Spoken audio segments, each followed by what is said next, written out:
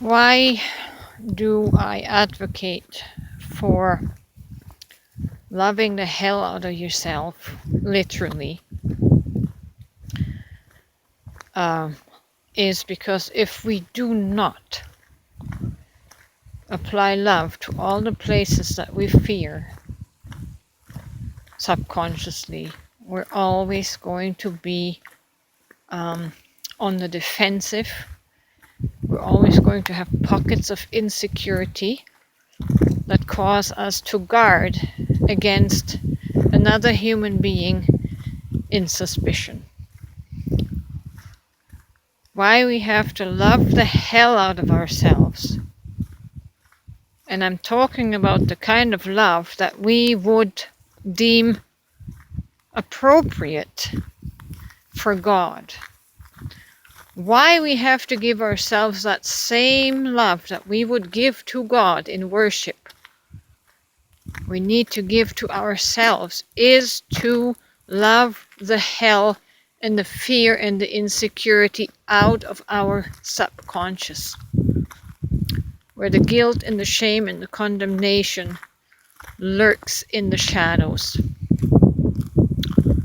For example, here is a subconscious fear and insecurity that I noticed in a person giving a response to one of my comments. She was expressing the fear of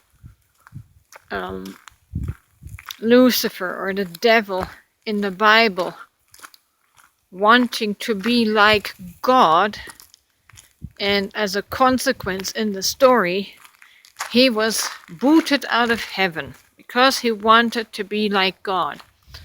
And so, because she filters the things I am saying when I say you are God, you are source God consciousness, she filters my words through that lens, through that story, and through that fear that is in her subconscious because of that story, because it got planted in there.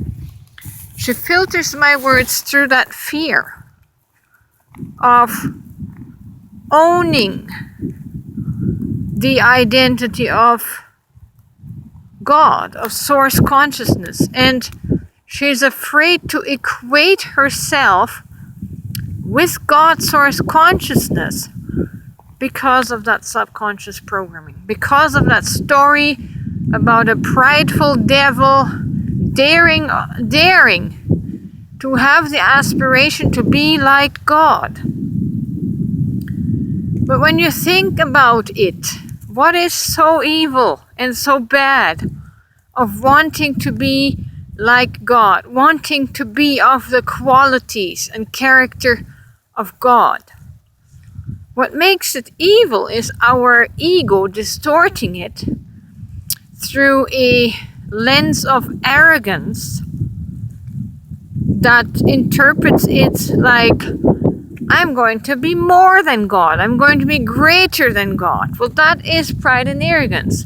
But to be like God is just the aspiration of wanting to be like Jesus. It's the same thing. You desire God-like qualities to be exhibited through your life. The fruits of the Spirit, love, joy, peace, temperance, goodness, and all that stuff. All the positive characteristics and nature of God. To be like that, to own that identity is not devilish, it's not evil, but that's what is in our subconscious, and it stops us from owning the identity of Christ, of being Christ.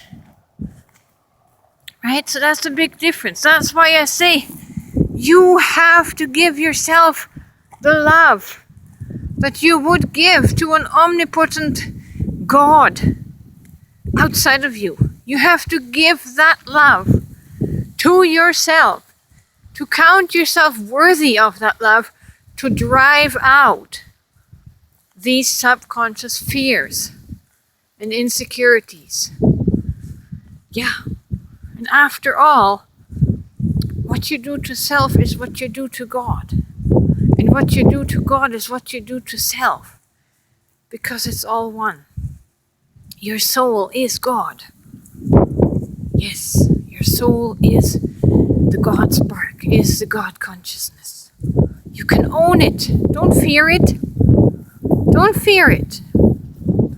Because it's your birthright.